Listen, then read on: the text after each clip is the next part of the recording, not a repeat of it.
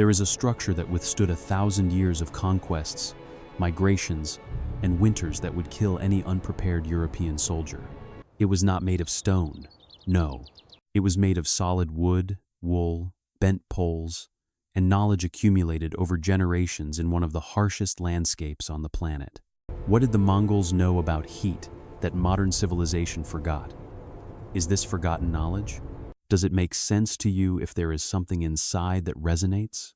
When you hear that the ancients solved problems that still haunt us, then this channel was made for your curiosity. Subscribe, if now, because what comes next will change the way. How do you see a simple tent? The popular image is this: a nomad of the steppes, hardened by the cold, sleeping in a primitive tent, surviving through brute force and indifference to suffering, the Mongol of the collective imagination. It is a war machine that ignores comfort because it never knew it. This image is completely wrong. The Mongols did not survive the winters of Mongolia despite their tents. They survived because of them. The Ger, mistakenly called Yurt in the West, a word of Turkish origin, it was a work of sophisticated thermal engineering, developed and refined over centuries, capable of maintaining internal temperatures of 20 degrees Celsius, while outside, plummeted to -45 degrees Celsius. It was not luck. It was science without a laboratory. It all starts with the shape. The circular form of the Ger is not an aesthetic choice. It is an engineering solution in an environment where wind can reach 100 kilometers per hour, and where gusts carry ice crystals that cut exposed skin in seconds. A straight wall is a surface of resistance. The wind pushes and the structure gives way or breaks. A curved wall is another story. The wind hits the Ger's surface and is redirected around it. There is no angle to catch, no concentrated pressure point.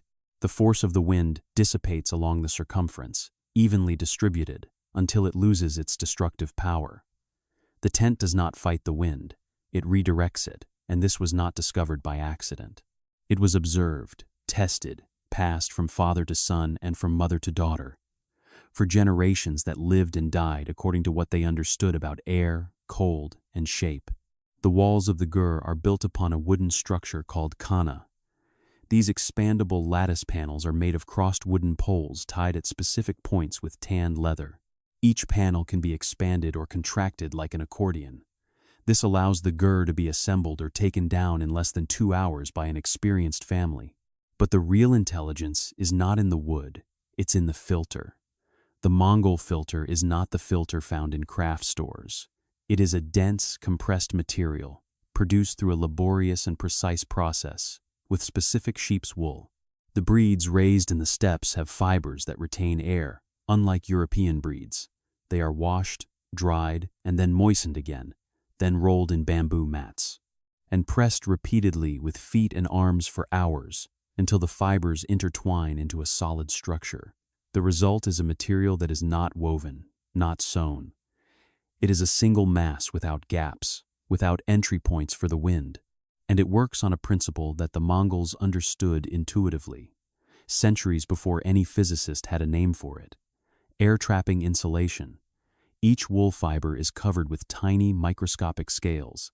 When compressed into felt, these scales interlock and create millions of tiny pockets of stagnant air inside the material. Still, air is an extraordinary insulator. That's why animals from cold regions have dense fur and undercoat. The air inside the hairs keeps them warm, not the hairs themselves.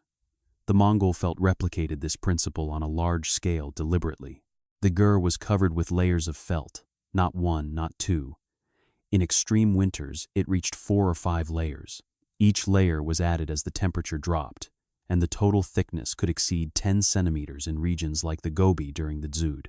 Extreme snowstorms killed entire herds and could decimate unprepared villages. But the system doesn't stop there. At the top of each Ger, there is a circular opening called the Tuno, the ring of the sky. It serves 2 simultaneous functions that seem contradictory. For those who don't understand the system, the first function is where the smoke from the central stove exits. Called gal, the fire without this outlet would fill the interior of the Ger with smoke, and the occupants would die from intoxication. The second function is where sunlight enters during the day. But there is a third function rarely mentioned that is the smartest of all. The tonneau is covered by a separate felt panel, controlled by a rope that passes through the interior of the tent when the outside temperature drops. During the night, the panel is closed. When the sun heats the exterior during the day, even in sub-zero temperatures, solar radiation heats surfaces, and the panel is opened strategically to capture passive solar heat. The Mongols didn't have solar panels, but they operated a passive solar gain system with felt and a rope. The positioning of the door was also not arbitrary. All Gers are oriented with the door facing south. This rule is so absolute that disobeying it was considered spiritually wrong, but the origin of the rule is entirely practical. With the door facing south, the main facade of the tent receives direct sunlight for as many hours as possible in winter. When the sun travels a low arc on the horizon, this heats the front felt walls, which in turn radiate heat to the interior. With the door facing south, the closed north wall without openings forms a solid barrier against the prevailing north winds, which in Mongolia are the bearers of the most intense cold, spirituality-confirmed physics. Tradition preserved the engineering within the Ger. The organization of space followed precise rules that were as much about survival as about culture. The stove was exactly in the center, not for aesthetic symmetry, because the heat from a central fire distributes radially to all walls at the same time. A displaced stove would heat one side and leave the other cold, creating temperature gradients that would make sleep dangerous for those on the wrong side.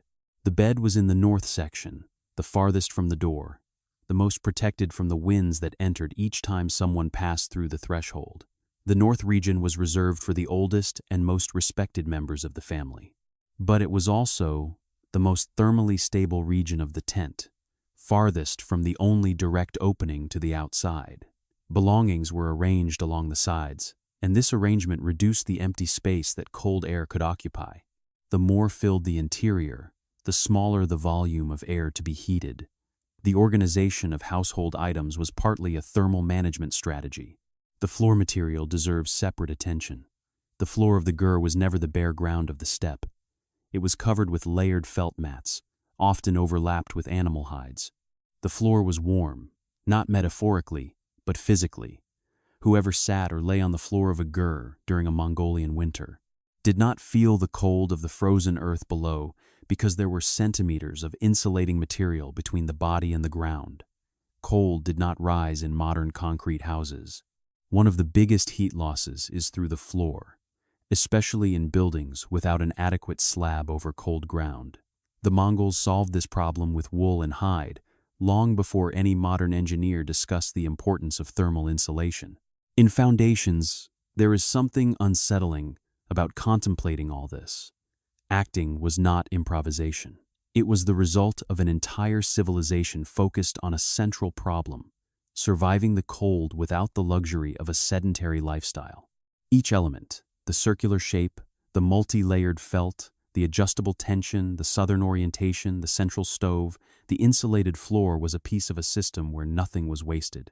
Nothing was random, and this system worked for millennia in one of the harshest environments on the planet. Today, modern Gers exist with solar panels attached to the roof, electric heaters inside, and connections to gas networks.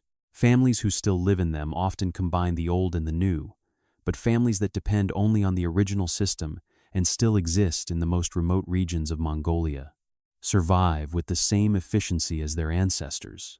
The knowledge did not disappear. It was merely forgotten by those who no longer needed it. But the question that remains is not technical. The question is philosophical. A civilization without trained engineers, without physics laboratories, without thermodynamics manuals, it developed a cold protection system, more efficient per volume of material than most dwellings built in the last 100 years, with all the apparatus of modern science. What does that say about what we call progress? What do we forget when we decide that knowledge is only valid if it comes from an institution, from a diploma, from a published book? And what if the greatest repository of wisdom on how to survive on this planet is not in any university, but in the memory of peoples who still live as their ancestors lived? If that question hasn't left your head, it shouldn't leave. Guard it, and if you want to continue, Finding the answers that the modern world discarded. This channel is where they appear, one by one, video by video. The subscribe button is the smallest step. The knowledge that comes after it is what matters.